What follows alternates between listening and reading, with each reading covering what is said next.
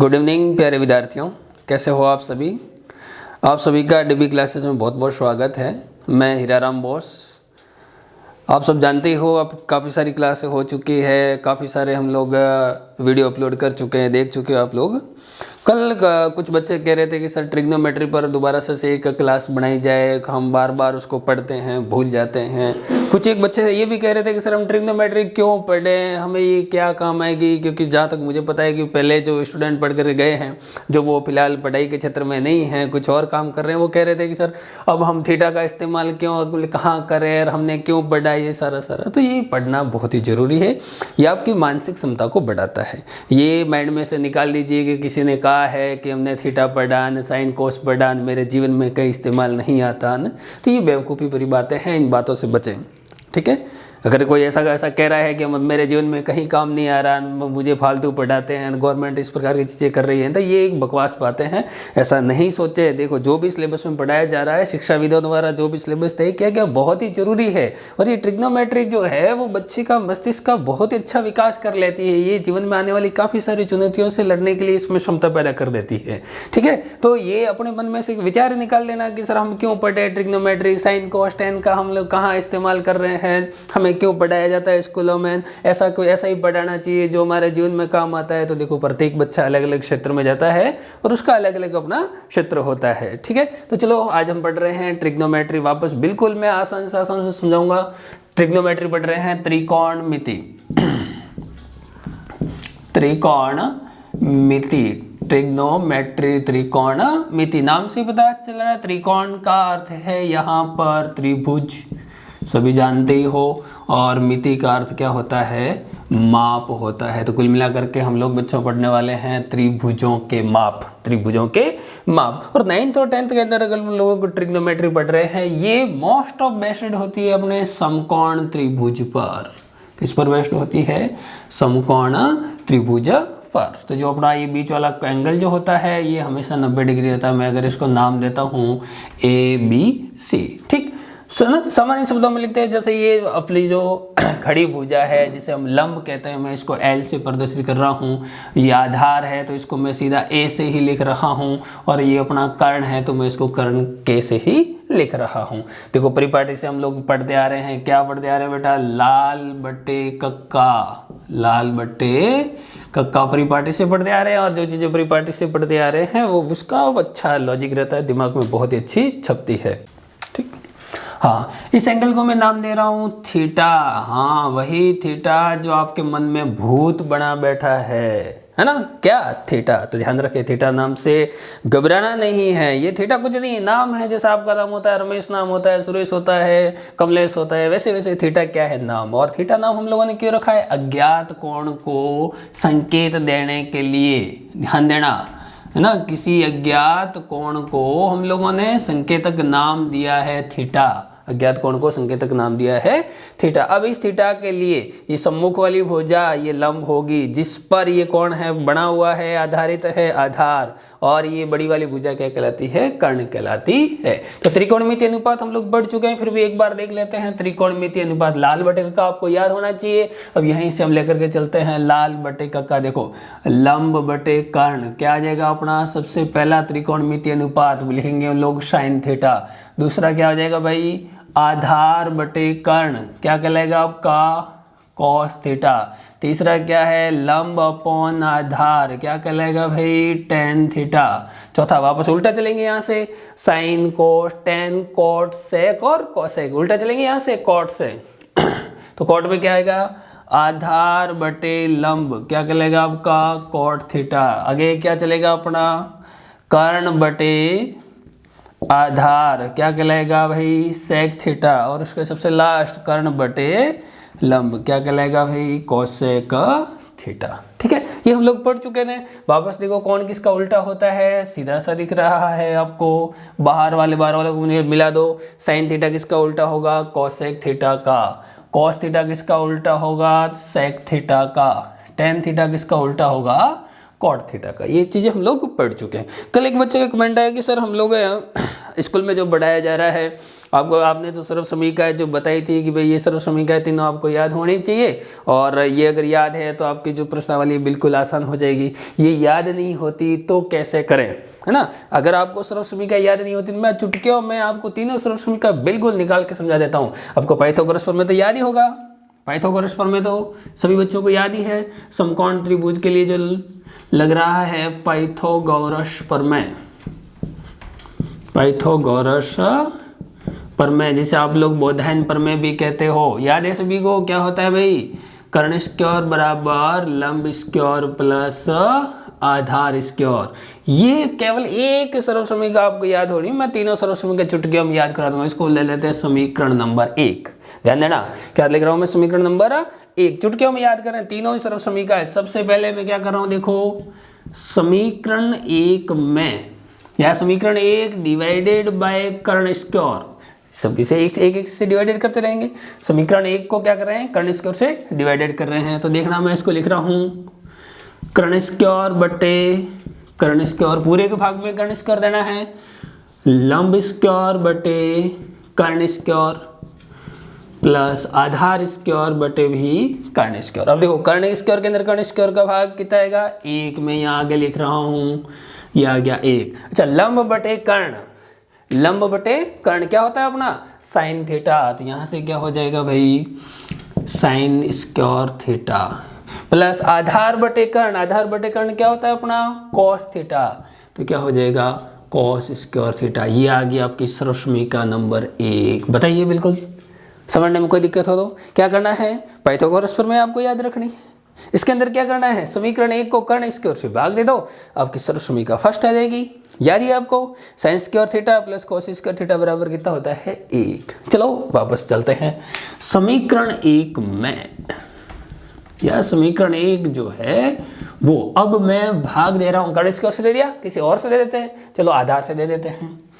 आधार square से भाग देने पर, किससे भाग दे रहा हूं, आधार स्क्वायर से। तो कैसे लिखेंगे इसको, कर्ण स्क्वायर के अंदर भाग दे रहा हूं मैं आधार स्क्वायर से, तो लंब स्क्वायर के अंदर भी भाग किसका जाएगा भाई, आधार स्क्वायर का।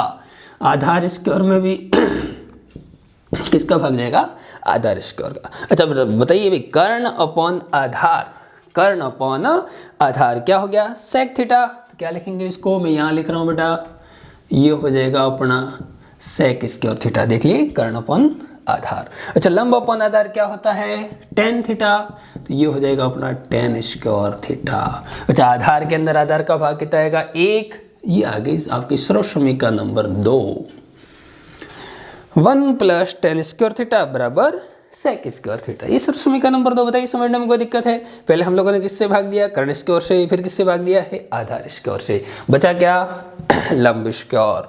ठीक, वापस समीकरण 1 में किसका भाग दे रहा हूं मैं, लंब स्क्वायर का।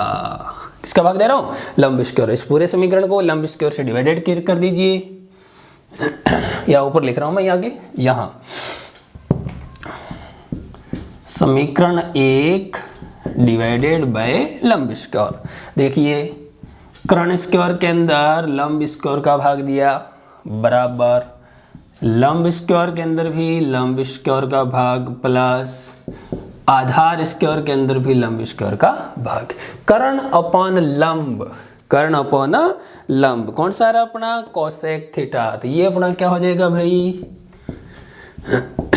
Cosec square theta. अच्छा, लंब स्क्वायर के अंदर लंब स्क्वायर का भाग कितना आएगा भाई, 1।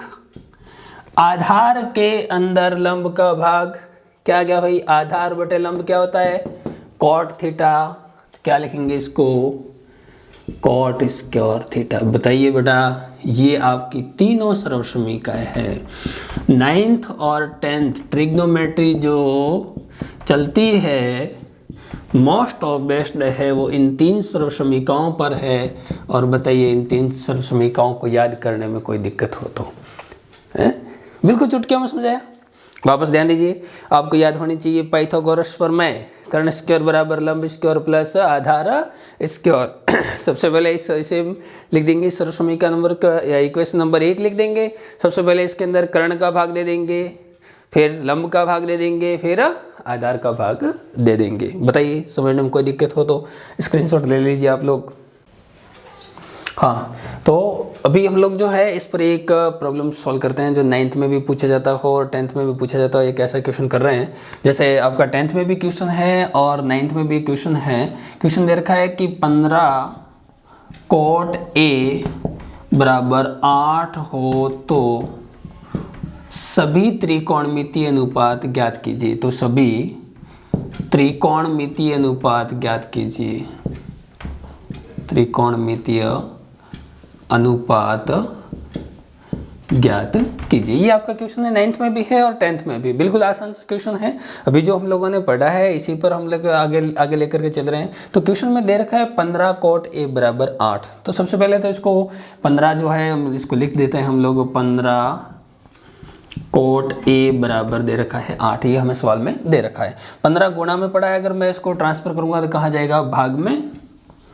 cot A बराबर कितना हो जाएगा भाई, 8/15। अब मुझे आप बताइए कि आपको ये देखना है कि इसमें क्या क्या दिया हुआ है। कोट के अंदर, कोट देखिए आप लोग, कोट में क्या होता है, आधार और लंब। ऊपर क्या दे रखा है, आधार, और नीचे क्या दे रखा है, लंब। इसका मतलब ये हुआ कि आपको आधार दे रखा है 8 और लंब दे रखा है 15। इसका मतलब आपको क्या नहीं दिया हुआ है, कर्ण नहीं दिया हुआ है। तो सिंपली है, आप पाइथागोरस प्रमेय का इस्तेमाल कीजिए और कर्ण का मान ज्ञात कीजिए। क्या होगा, कर्ण स्क्वायर बराबर क्या होता है, लंब स्क्वायर प्लस आधार स्क्वायर। तो कर्ण बराबर क्या होगा, रूट में लंब स्क्वायर यानी कि 15 का वर्ग प्लस आधार स्क्वायर यानी कि 8 का वर्ग।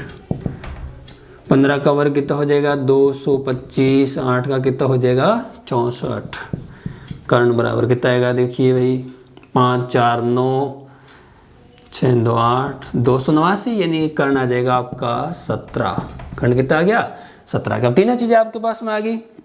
आधार आ गया, लंब आ गया और क्या आ गया, कर्ण आ गया। तो आप सभी त्रिकोणमितीय अनुपात निकाल सकते हो। कैसे ज्ञात करना है, देखिए सबसे पहले क्या निकालना है आपको, साइन थीटा। सबसे पहला कौन सा त्रिकोणमितीय अनुपात निकालना है, साइन थीटा। क्या होता है, लंब अपॉन कर्ण। तो पहला आप लोग लिख लीजिए, साइन थीटा क्या होता है, लंब अपॉन कर्ण। लंब का मान कितना है, 15 और कर्ण कितना है, 17। बताइए समझने में कोई दिक्कत है। दूसरा क्या निकालना है, कॉस थीटा। कॉस थीटा क्या होता है, लाल बटे का आपको याद होना चाहिए, sine cos tan cot sec cosec. तो क्या होगा, आधार बटे कर्ण। आधार बटे कर्ण, और आधार कितना दे रखा है आपको, 8। कर्ण कितना है, 17। तीसरा क्या निकालोगे आप लोग, टेन थीटा। टेन थीटा लाल बटे का से आपको वापस साइन कोस टेन, क्या होगा, लंब बटे आधार। लंब बटे आधार कितना हो जाएगा, लंब कितना है 15, आधार कितना है 8। कोट तो आपको दे ही रखा है, इसको ज्ञात करने की जरूरत नहीं है। चौथा सेक थीटा। सेक थीटा क्या होता है, अभी आप लोग जानते हो ना, कोस थीटा का उल्टा। क्या लिखोगे, 17/8। पांचवा क्या निकालोगे भाई, कोसेक थीटा। और कोसेक थीटा किसका उल्टा होता है, साइन थीटा का। ये हो जाएगा 17/15। ये आपका हो जाएगा आंसर। बताइए ऐसा क्वेश्चन आया कर सकते हो ना, बिल्कुल आसान से। 9th में भी है और ये क्वेश्चन 10th में भी है, इंपॉर्टेंट क्वेश्चन भी है। कई बार सभी त्रिकोणमितीय अनुपात नहीं दे करके पूछ लेता है कि भाई साइन का मान ज्ञात कीजिए, टेन का मान ज्ञात कीजिए, सेक का ज्ञात कीजिए या कोसेक का ज्ञात कीजिए। देख लीजिए आप लोग और स्क्रीनशॉट ले लीजिए।